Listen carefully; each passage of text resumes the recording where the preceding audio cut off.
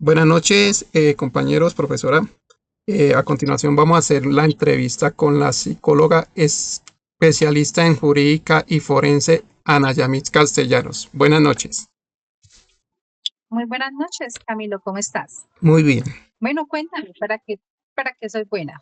No, vamos a hacer tres preguntitas. La primera dice, ¿cuáles son las principales causas que evidencia el conflicto familiar?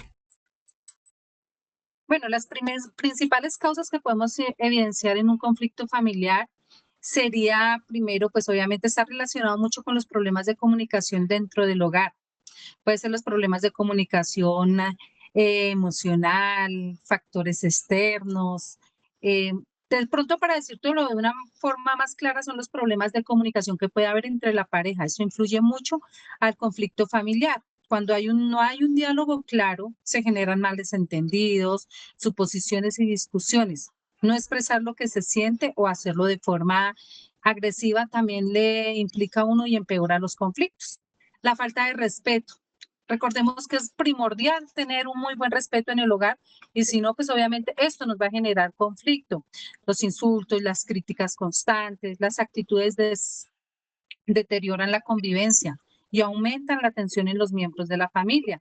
También existen las diferencias de valores y creencias. A veces en las familias no todos tenemos la misma creencia ni los mismos valores y a raíz de eso también podríamos tener varios tipos de conflicto o un conflicto familiar. Otra cosa que también es fundamental y que también nos afecta para que exista es los problemas económicos. Recordemos que cuando de pronto una familia está económicamente estable, no va a tener ese tipo de conflictos, pero si hay dificultades financieras, puede generar este tipo de discusiones, los reproches dentro del hogar, los roles y las responsabilidades claras. Si nosotros no tenemos un rol ni una responsabilidad clara dentro del hogar, obviamente vamos a presentar conflictos cuando no se definen bien las tareas del hogar o las responsabilidades que aparecen los conflictos por sobrecarga o por falta de compromiso, la falta de tiempo y atención. Es otra cosa muy fundamental que nos genera y es porque la ausencia emocional o física, de pronto por el trabajo, por otras razones, hacen algunos miembros que se sientan ignorados o poco valorados. Los celos es otra cosa fundamental y las familias con varios hijos o el trato de desigualdad al generar de pronto una compra o al hacerles algo a los hijos, también tenemos que tener en cuenta que eso también nos ayuda. Por último, yo le podría decir que también el manejo inadecuado de las emociones. A veces uno llega con sobrecarga laboral o uno de pronto por el trabajo no tiene ese espacio y uno llega y tienes ese conflicto en el hogar. Entonces, todos estos son los factores que de pronto sí nos influyen y que por eso tenemos conflictos en nuestro hogar. Muy bien, Doc.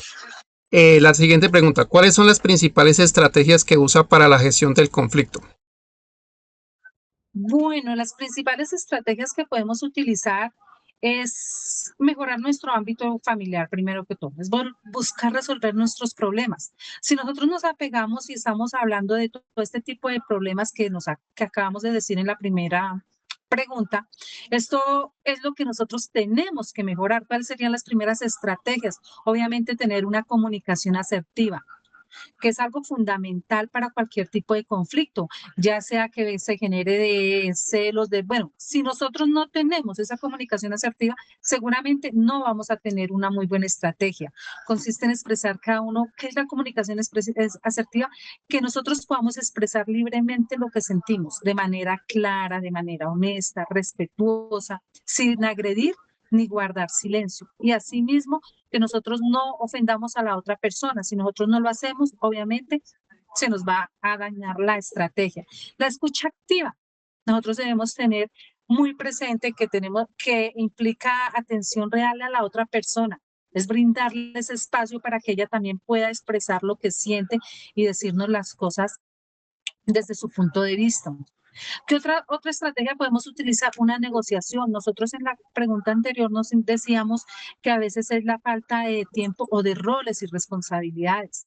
Acá nosotros tenemos que hacer una negociación con nuestra pareja, que es que vamos a negociar, ambas partes están obligadas de pronto a unos ciertos roles en la casa, pero que eso es negociable. Nosotros podemos mirar y llegar a decir qué le favorece a ella, qué nos favorece para así poder tener una buena estrategia y no generar este tipo de conflictos. Una mediación.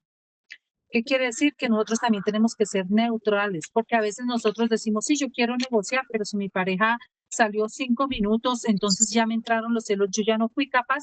Nosotros también tenemos que aprender a manejar toda esa parte, tener empatía, que nosotros más sepamos y tengamos claro el manejo de nuestras emociones.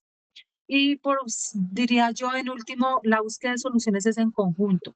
Si yo sola lo trabajo, seguramente no se van a ver los resultados. Nosotros debemos trabajarlo en conjunto con la otra persona, establecer acuerdos, establecer normas con esa persona y que esa persona, como nosotros estemos comprometidos para hacerlo.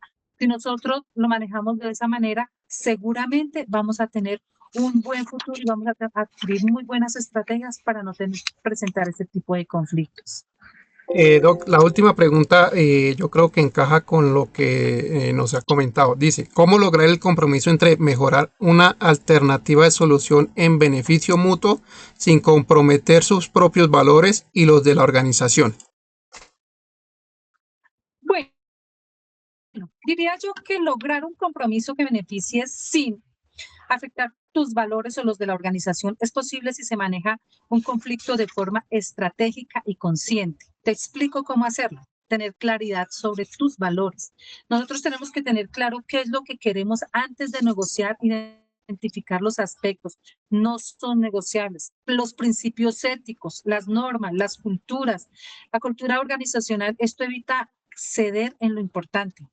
Diferencias entre intereses y posiciones. Tenemos que tener muy claro qué son posiciones. Posiciones, lo que cada parte quiere, dice querer, mientras que intereses es la razón detrás de eso.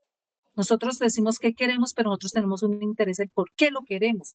Al enfocarnos en los intereses es más fácil encontrar soluciones que beneficien a todos. En este caso, pues estamos hablando de los dos, de esa familia. Practicar la comunicación asertiva. Es lo mismo que de pronto hemos venido hablando en la pregunta 1 y la pregunta 2, y obviamente hacemos énfasis aquí en la pregunta 3, que si nosotros no tenemos esa comunicación asertiva, no tenemos muy claro el respeto de una persona, la firmeza y la claridad sin importar ni ceder, no podemos hacer nada completamente. Buscar soluciones es ganar y ganar. Plantea alternativas donde ambas partes obtienen beneficios, evitando que una gane y la otra pierda. Recordemos que cuando nosotros hacemos un negocio, cuando hacemos la idea es que las dos partes ganen, ¿cierto? Asimismo va a ser en nuestro núcleo. No queremos que nosotros ganemos, pero que la otra persona pierda, ¿cierto? Sino que sea para los dos. Establecer los límites claros, negociar con apertura, pero dejando claro hasta dónde puede ceder sin comprometer sus principios. Volvemos a lo mismo, no necesito comprometer mis principios, pero sí tengo una negociación con esa persona, sí tengo una relación. Entonces, aquí al decir negociar, tenemos que mirar, son todo ese tipo de factores que mirábamos en la primera pregunta y saberlos negociar uno por uno para no tener eso. Y pues por último diría yo que es evaluar las consecuencias. Antes de aceptar un acuerdo, analiza si afecta la ética, la legabilidad o los valores personales o organizacionales. Nosotros tenemos que tenerlo muy claro. Ser flexible en el cómo, pero firme en qué. Yo puedo ser flexible en cómo hacerlo, pero firme en que yo voy a hacer lo que tengo que hacer. Entonces, eso lo tenemos que tener muy claro. Y por último, formalizar acuerdos. Eso sería con el cierre. Si nosotros formalizamos acuerdos claros, compromisos, ayuda a evitar malos entendidos y asegura de que se respeten los principios establecidos. Entonces tendríamos un final feliz con nuestras cosas claras si lo podemos hacer de esta manera.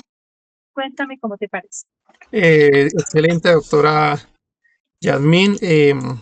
Muy buenas, válidas sus argumentos a las preguntas. De antemano agradecerle por la colaboración de ese trabajo investigativo que estamos realizando para la Universidad UNAD, Universidad Abierta y a Distancia, y agradecerle por el espacio que me concedió para hacer esta entrevista. Muchas gracias. Con muchísimo gusto. Cuando lo necesites, estoy para servirle. Muchas gracias. Bueno, hasta mañana.